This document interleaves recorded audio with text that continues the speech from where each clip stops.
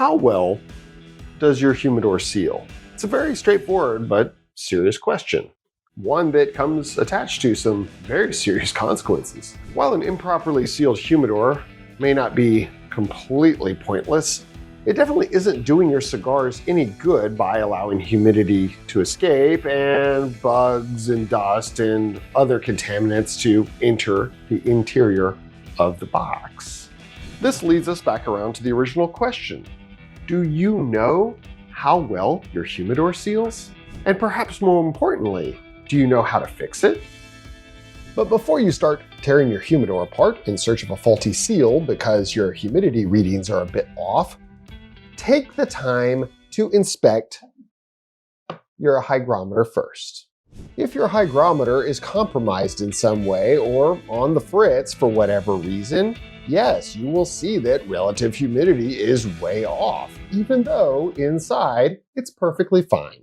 A quick recalibration of your hygrometer will tell you whether or not it's the humidor itself that is at fault or the device that is monitoring humidity inside.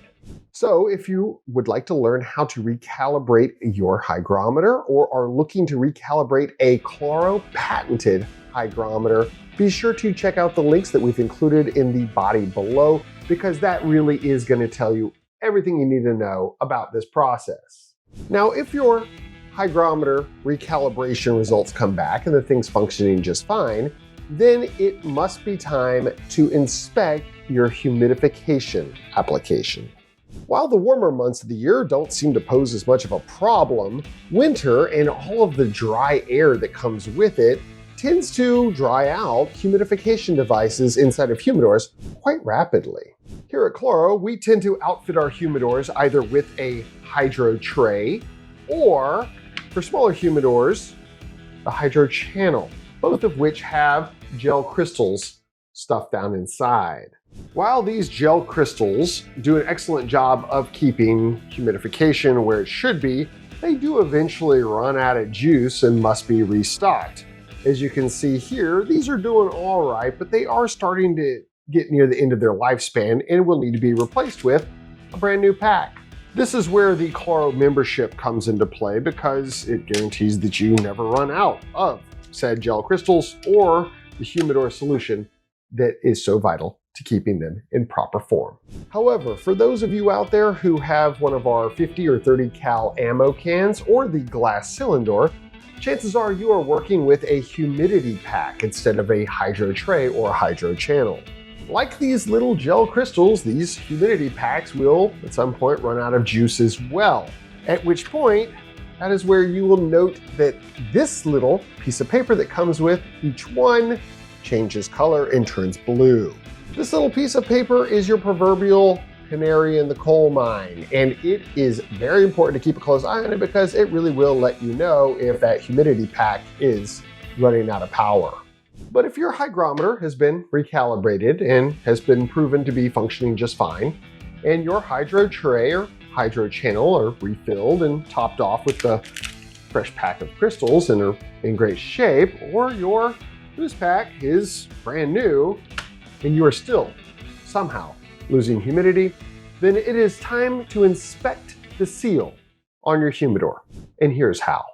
And while I would like nothing more than to utilize my Kobe humidor for today's presentation, I have found that the integrated magnetized latches that line the lid, as well as the precision machined coping that is all Spanish cedar within the lid, make for an extremely good seal. Being that today's topic of discussion is about humidors with a really crappy seal, this bad boy is just going to have to sit here and look pretty for now while we discuss a humidor that really does have a bad seal. Meet my first humidor, a vintage Cameroon cigar box from H. Upman that I scored way back in college, damn near 20 years ago. This little guy has been through a hell of a lot over the past 2 decades and has started to show his age, even though the finish on him is still in pretty damn good shape. But like any weathered senior citizen, old man Upman here has seen better days, and his joints aren't what they used to be. In this case, that translates to hinges that do not work nearly as well as they did 20 years back. One of the reasons why the hinges on this humidor box have given up the ghost is because they are internally mounted. There's a reason why all Claro humidors with a hinged lid come with brackets that are externally mounted. It just makes for a longer lasting product. But it's not the location of the hinges within this cigar box that have caused it to prematurely fail. In fact, it is the Spanish cedar that makes up the entirety of the cigar box that have caused these screws to back out. While authentic Spanish cedar is indeed a very crucial component within a cigar humidor and serves a whole bunch of different purposes, it doesn't make for a very good building material for the entirety of the box. In fact, it's actually one of the worst kinds of wood that you can use for where you mount your hinges because it is so soft in nature. While it may work perfectly fine fresh out the factory, and perhaps even for the first few years, all it takes is enough opening and closing, and eventually that soft wood and the screws that are bolted into it will start to do something like this. Oopsie. But this is a pretty extreme scenario, and one that, believe it or not, can be easily remedied with a little bit of wood glue and some fatter circumference screws. And while inspecting and adjusting the hinges on your humidor may provide you with the solution that you seek, that doesn't mean that you shouldn't proceed with the next stage, and that is the good old-fashioned dollar bill test. Being that I'm in Japan, this is actually a 5,000 yen note, so you'll have to excuse me for not having an old George Washington handy, okay? That said, the thickness and weight of a $5,000 yen note is very similar to a $1 bill, a 10, a 20, whatever you have back in the States. So this will work just fine for today's little experiment. In order to conduct the dollar bill seal test on your cigar humidor, merely place the banknote of your choice halfway inside of said box and close the lid. Lid closed, try to remove the banknote and see how easily it slides out. If there's some resistance and a fair deal of it and you have to tug a good bit, then you know that your seal is perfectly fine. In this case though, it is not. Now let's try this exact same experiment on my Kobe humidor with the exact same banknote. Close the lid. Feels pretty tight. Oh, so tight actually I'm afraid I'm gonna rip the damn thing in half. That's not going anywhere. But in order to determine exactly how good that seal is, one must inspect the banknote. And that means pulling it back out and giving it a look to see if there is a crease on it, which in this case, there most definitely is. The more difficult it is to remove the bill from the humidor, and the deeper and sharper the crease, the better the seal. It's that simple. However, a flush fit on the front side of your humidor with the dollar bill test does not constitute a clean seal on the other three sides of it. That's why it's important to take this same approach and apply it to all four sides of your humidor. Furthermore, if you happen to have a larger humidor, you will probably want to apply the same technique to multiple sections of one side because there may be an uneven seal on one end and a totally fine seal on the other. Now, if you happen to be out of cash or just aren't interested in conducting the dollar bill seal test, there is another good way of testing the outer seal on a humidor for any gaps, and big ones at that. Much like the dollar bill test, this next approach is very straightforward and requires merely having a small flashlight that you can place inside once turned on.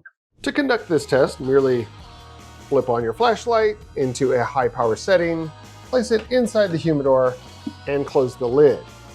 Flashlight installed inside of the humidor, it is now time to wait until dark or head to an unlit room in the house. Any seal issues with the humidor will, at this point, be clearly illuminated. Now let's say that your seal is indeed compromised in some way and you really don't want to trade up for a new humidor just yet. What do? If the seal on your humidor happens to be compromised and said seal is made of Spanish cedar or some other form of composite wood, then your best bet is going to be to start with a food-grade silicone sealant. It may not be the most glamorous modification you can make, and it definitely can be a little bit on the messy end if you're not careful, but a properly applied silicone sealant can fill in the gaps where there might be a little bit of airflow. This is where that dollar bill test comes in handy, because you may not need to apply the sealant to all four corners of the humidor, and it may just need to be placed in certain areas where there's a little bit more of a gap. The other option that you have is a little bit more on the extreme side, but it's still doable for those who are handy with woodworking, and that is the act of replacing the Spanish cedar that is within the seal itself. But factor in all of the time, money, energy, resources, and alcohol consumed during this little DIY project, and you might as well just buy yourself a brand new humidor for that much. Now, as for old man Upman here, he is worth salvaging.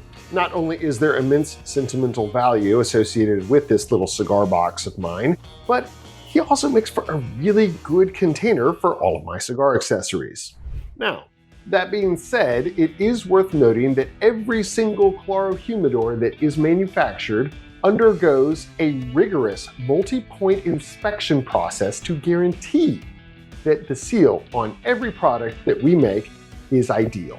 So when you buy a Claro humidor, you will know that you are receiving the very best seals that money can buy, including those manufactured out of Spanish cedar, acrylic, and silicone, depending on what model you end up going with. But we'll get to that topic in another discussion. Right now I need to head downstairs, get myself a little wood glue and some larger screws to fix that faulty hinge on them. I'll catch you guys in the next video.